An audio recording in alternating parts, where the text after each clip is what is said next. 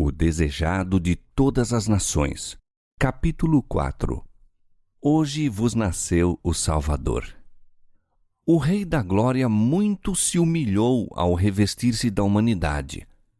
Rude e ingrato foi o seu ambiente terrestre.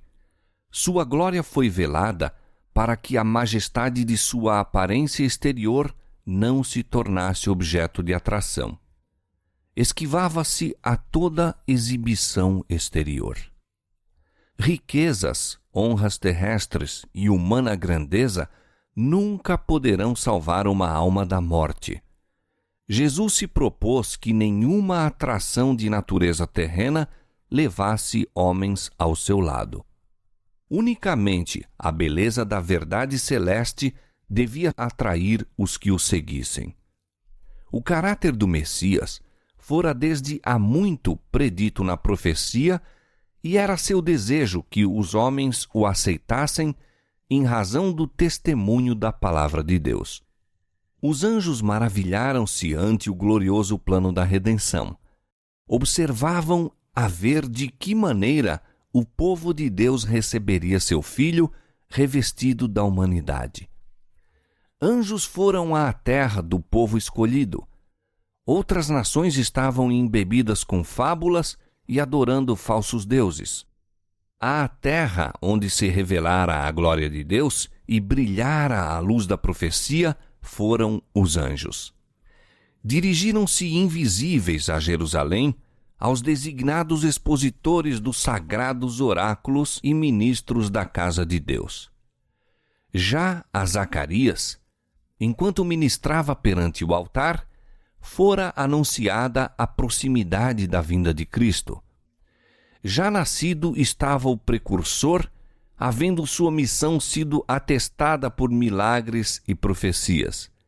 As novas de seu nascimento e o maravilhoso significado de sua missão tinham sido amplamente divulgados. Todavia, Jerusalém não se estava preparando para receber o Redentor. Com pasmo viram os mensageiros celestiais a indiferença do povo a quem Deus chamara para comunicar ao mundo a luz da sagrada verdade. A nação judaica fora conservada como testemunho de que Cristo havia de nascer da semente de Abraão e da linhagem de Davi. No entanto, não sabiam que sua vinda se achava agora às portas. No templo, o sacrifício matutino e vespertino apontava diariamente ao Cordeiro de Deus. Entretanto, nem mesmo ali havia qualquer preparação para o receber. Os sacerdotes e doutores da nação ignoravam que o maior acontecimento dos séculos estava prestes a ocorrer. Proferiam suas orações destituídas de sentido e realizavam os ritos do culto para serem vistos pelos homens, mas em sua luta por riquezas e honras mundanas, não estavam preparados para a revelação do Messias. A mesma indiferença penetrava a terra de Israel. Corações egoístas e absorvidos pelo mundo ficavam impassíveis ante o júbilo que comovia o céu. Apenas alguns estavam ansiando contemplar o invisível. A esses foi enviada a embaixada do céu. Anjos assistiam José e Maria enquanto jornadeavam de seu lar em Nazaré à cidade de Davi. O decreto de Roma imperial acerca do alistamento dos povos de seu vasto domínio estendera-se aos habitantes das montanhas da Galiléia. Como outrora Ciro fora chamado ao trono do império do mundo a fim de libertar os cativos do Senhor, assim César Augusto se tornara o instrumento para a realização do desígnio de Deus em levar a mãe de Jesus a Belém. Ela é da linhagem de Davi, e o filho de Davi deve nascer na sua cidade. De Belém dissera o profeta: de ti é que me há de sair aquele que há de reinar em Israel, e cuja geração é desde o princípio, desde os dias da eternidade. Miqueias capítulo 5, verso 2. Mas na cidade de sua real linhagem, José e Maria não são reconhecidos nem honrados. Fatigados e sem lar, atravessavam toda a extensão da estreita rua, da porta da cidade ao extremo oriental desta, buscando em vão um lugar de pousada para a noite. Não há lugar para eles na apinhada hospedaria. Num rústico rancho em que se abrigam os animais, encontraram afinal refúgio e ali nasce o Redentor do mundo. Os homens não o sabem, mas as novas enchem o céu de regozijo. Com mais profundo e mais terno interesse, os santos seres do mundo da luz são atraídos para a terra. Todo o mundo se ilumina à presença do Redentor.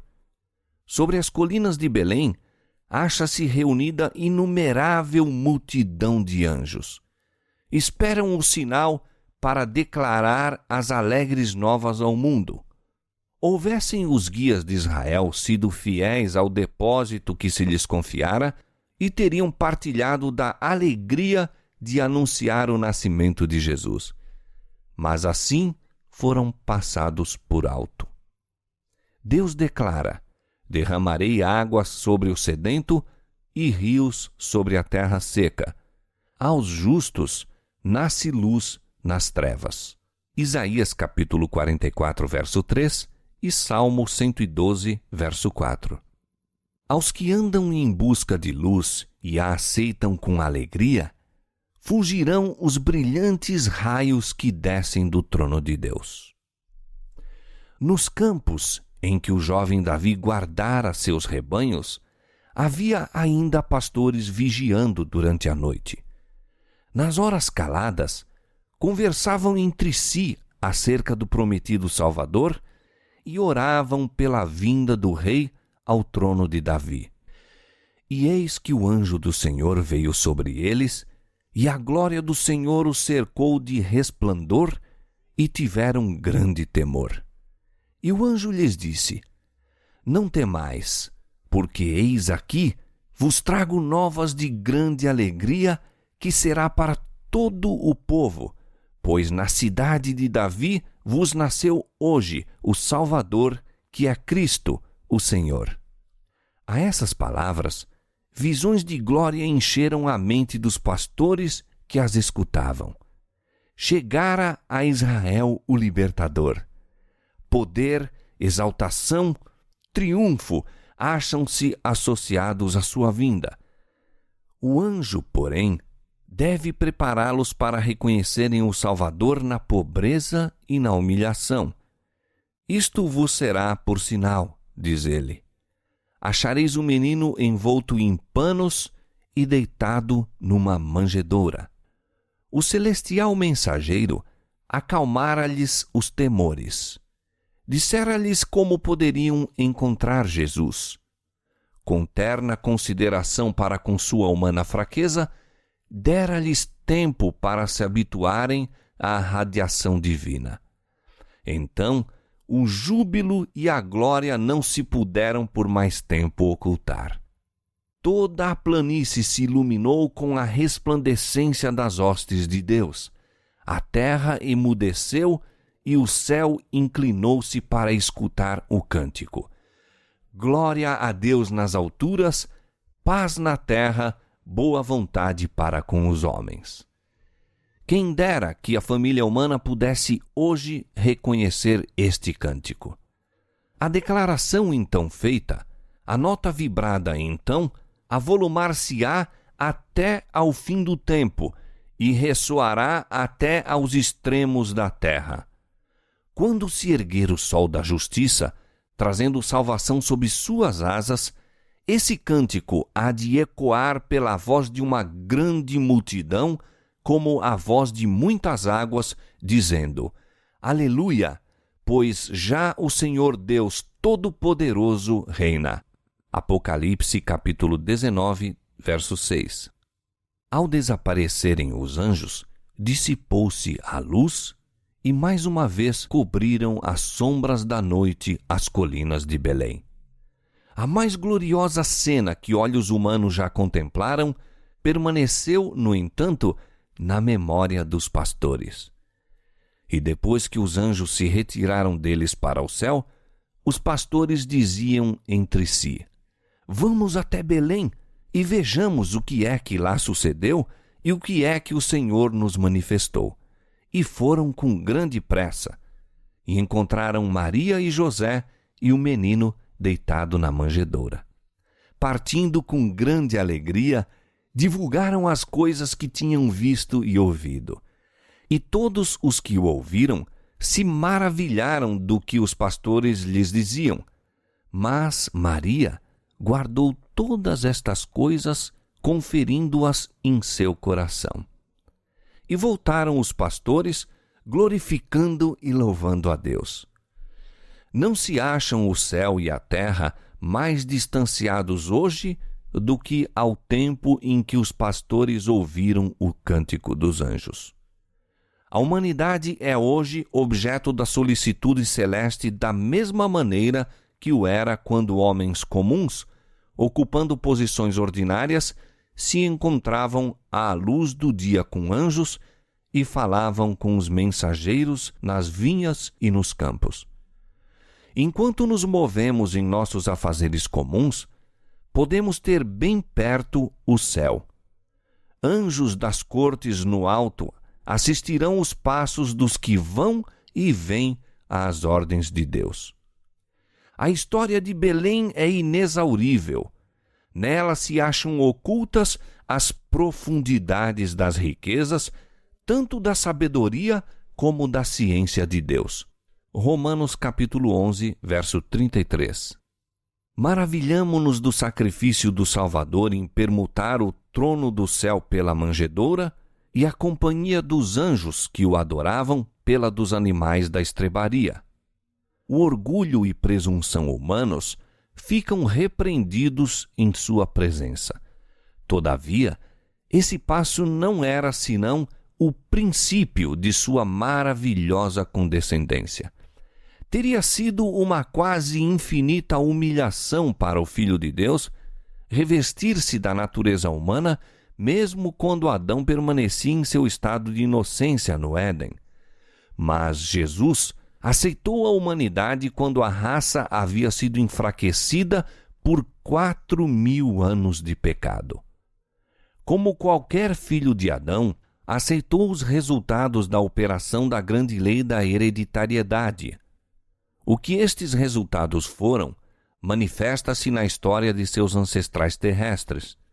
Veio com essa hereditariedade para partilhar de nossas dores e tentações e dar-nos o exemplo de uma vida impecável.